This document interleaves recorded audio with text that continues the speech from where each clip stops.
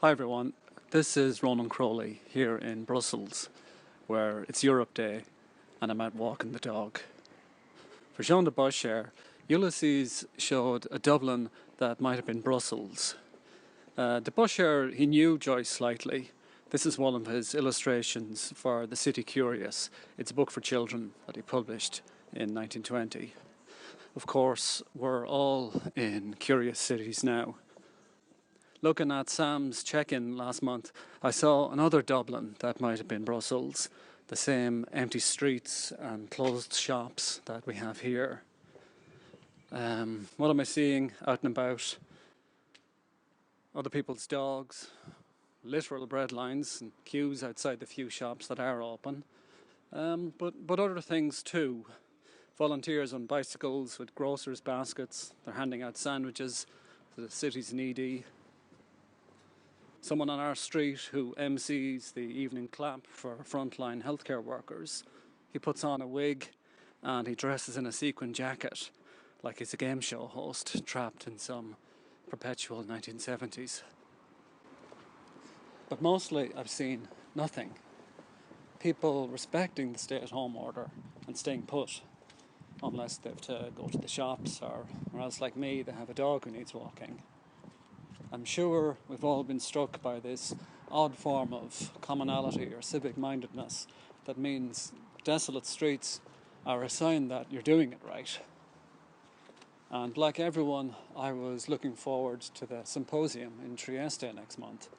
With it postponed, Skype and Zoom and actually initiatives like this one have taken its place.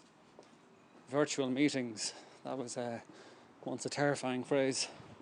They allow me and they allow us to keep working with friends and with students.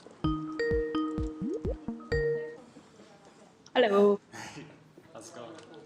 All right, thanks. How are you doing? Yeah, we're not too bad. Yeah. This is Emily Bell, who started her PhD in Antwerp last October. Emily's working on Joyce's library, and for the lockdown, we're just doing a crash course on Joyce genetics together. Here she is on the Proteus draft. Yeah, that's now great. at the National Library of Ireland. Because it reads, across the sands of all the world, followed by the sun's flaming sword, to the west, trekking to evening lands. She trudges, schleps, trains, drags Tristan to load. And all the world is, well, they've got westering, they move about the world in the vignette. Yeah. So I think that it's actually stretched across those three lines from 391 to 393. When I'm not being schooled by Emily, I do what research I can. Here's a set of Joyce's unpublished letters to Auguste Morel.